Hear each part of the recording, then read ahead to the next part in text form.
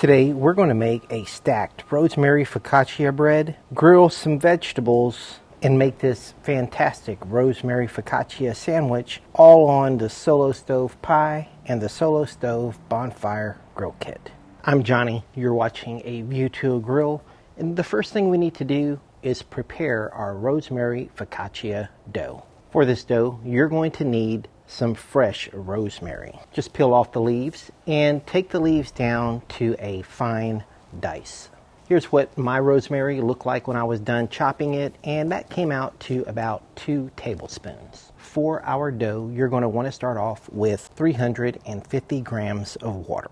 Since we're doing a long overnight cold ferment, we only need 0.4 grams of active dry yeast. I'll agitate that a little bit by stirring. We're going to need 440 grams total flour, but at this moment we're only adding half of that, 220 grams. We'll then add 11 grams of fine sea salt. Also add all that chopped rosemary that we did earlier. Start stirring all of this together and forming a batter. We don't want to see any dry flour at this point. Here was the consistency that I ended up with. And now I'll add the other 220 grams of bread flour. Now that I've added the last of the flour, let's go ahead, incorporate everything, and start forming our dough. Here's what I had at the end of that. It looks like a complete mess, but now we're going to let it rest on the counter for about 15 minutes. 15 minutes later, we're going to add some olive oil to our hands, and that'll help prevent some sticking. Find a good place to grab and then stretch the dough upwards and fold. We're going to do this 3 to 4 times, and you'll be able to see that this dough is starting to come together. Now get the lid back on your bowl and let it sit for 15 minutes. 15 minutes later, add some more olive oil to your hands and do another stretch and fold. And look how much strength has been added just in this amount of time. So we'll do that 3 or 4 times and then get the lid back on for 15 more minutes. And 15 minutes later, we're going to do our third series of stretch and folds. But look this time, it stretches a long way and is strong enough to hold itself under its own weight. Since we know our dough is strong, let's go ahead and do some slap and folds, turning the dough a quarter each time. Now we're going to let this rest for 15 minutes again, and when 15 minutes is up, go ahead, take off the lid, add some more oil to your hands, and we're going to do our first coil fold and lift it straight from the center out of the bowl. Then fold it gently on its side, and this dough is looking good, so I'm only going to do it one more time. Look at this, a nicely formed dough ball that is smooth, and you can already see some bubbles on top. And now it's safe to let this go into its final rest of 1 hour. An hour later, we're going to want to release this from the bowl, and you can use one of these rubber spatulas to help do that. Just be sure to let it fall gently onto the counter. Adding a little bit more oil to our hands, we're going to lift this straight up from the center, and it's going to release naturally from your clean countertop and just fold it on its side. At this point, I am going to pull the sides of the dough ball under to help me form a uniform dough ball so that it will be easier for me to cut these into smaller dough balls. We want to cut one dough ball into 220 grams and a smaller dough ball into 180 grams. Once we have that done, I can then start shaping each one of these cut pieces back into smaller dough balls. I'll just pull the dough under itself with my hands, creating tension on the top of each one of these dough balls. And then when you're finished, your dough balls should look like this. And look how one dough ball is slightly smaller than the other. That's what I'm going for. Get some containers with tight lids and spray the inside with olive oil to help prevent sticking. Now that we have each dough ball into our containers, we're going to get these into the refrigerator and let them sit and ferment for 24 hours. And here we are, around 24 hours later. Check out these dough balls. They look fluffy, just like little air pillows. Now we're going to set them on the counter, let them rise for about 2 hours. So while our dough is rising, we're going to get everything else ready and start preparing the marinade and vegetables. Here I have an assortment of sweet bell peppers, some zucchini squash, and portobello mushrooms. Now I'm going to prep these to where they can easily be handled on the grill. So we're going to leave all of the pieces thick and manageable. Once you have them all prepped, get them into a bowl and set that to the side while we prepare our marinade.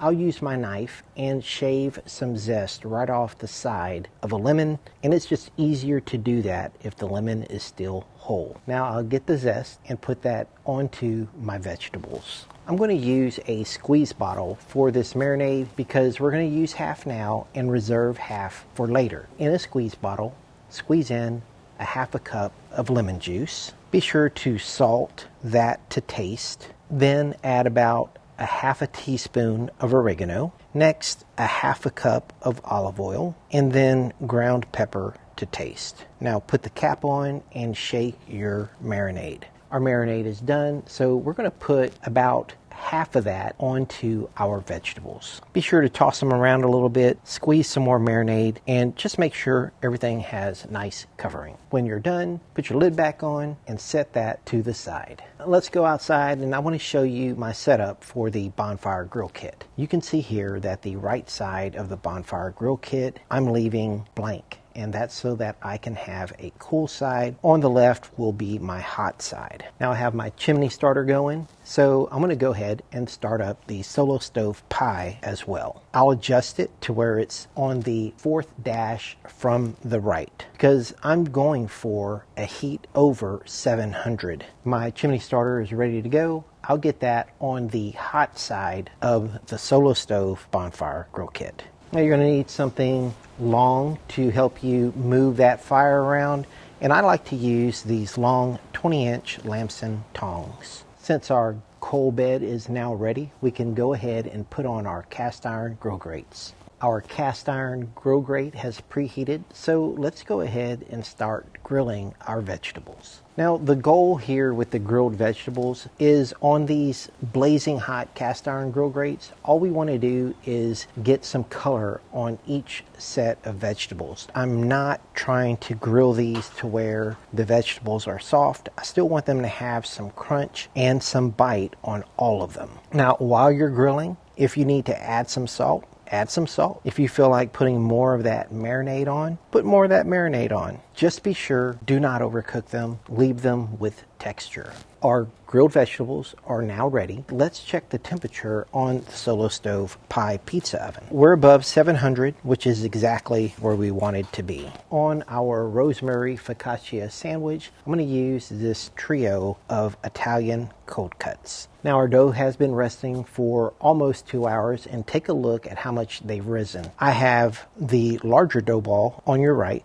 and the smaller dough ball is on your left. I'm going to get some semolina down on a plate, and the plate is going to help me form this focaccia bread. I'll use some of that semolina, put it around the edge of the bowl, and then use this dough scraper to push that flour in between the dough and the side of the bowl. This is going to help it release a lot easier. Look at that, amazing dough. I'll get some semolina on both sides and then start pressing and shaping the dough ball with my fingertips. When I'm pressing with my fingertips, I'm actually pressing all the way until I feel the plate, because I want these fingerprint impressions to be deep.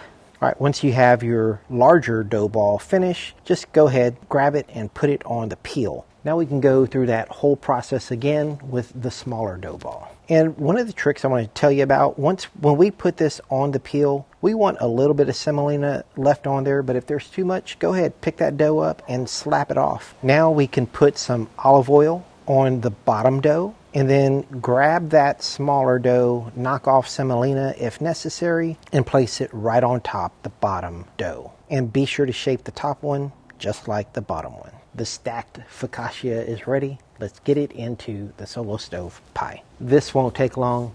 We're going to put it in, spin it, and we're only going to bake it halfway at this point. Once you see it slightly browning on top, go ahead and remove it. Now, it was cold the day I made this, and watch all of this steam get released. It's amazing. Love it. Now that we have it open, let's go ahead and add our cheese. I'm just going to put a few dollops of mascarpone cheese, and then once I have that on, I'll grab some Parmigiano Reggiano. If you like cheese, put a lot on there. If you're not so much into cheese, don't put a lot on there. Once you've added cheese to your satisfaction, put the lid back on. All we have to do is drizzle some olive oil right on top. That's going to give us a beautiful color and some crunchiness and get it back into the solo stove pie. It was basically cooked through the first time we baked it. This second time is going to melt the cheese and give us a crispy top exterior. Our stacked focaccia is done. Let's get it onto a rack so that the steam can escape. We won't lose the texture of the crust. Check out the color. That crust is amazing. Golden brown, beautiful. We'll take the lid off. Now it's time to start topping this sandwich. All of those cold cuts you saw on the plate that are listed right here, I'm going to get them on as the base of our sandwich. Look at that. That is a meaty sandwich. Now we can start putting on our grilled vegetables. Do it however you like. I love zucchini, so I may have put more zucchini than you. And don't forget the portobello mushrooms and those delicious sweet peppers. To top all of this off, we're going to use some arugula, which has a naturally peppery flavor, and the stems add a great crunch. We'll finish that off with a generous drizzling of olive oil, and then a little salt goes a long way. And we'll also add some more of that marinade, which I guess now is a dressing. Top it off with some freshly grated Parmigiano Reggiano, and then we're going to get the lid on. I'm going to leave the natural sound on. Just listen to this. Yeah, that's a crunchy sandwich. Check it out. Here is the cross section. Now, don't sleep on that blend of Italian cold cuts. Now, I cut a wedge out for me to make it more manageable for my taste test. And oh my God, this was so good. Look at my eyes bulge out of my head. This sandwich is truly amazing. There you go. What do you think? Let me know in the comments below. Now, if you haven't already subscribed to my channel, be sure to subscribe right now. Thank you for watching A View to a Grill. I'll see you guys next time. Take care, y'all.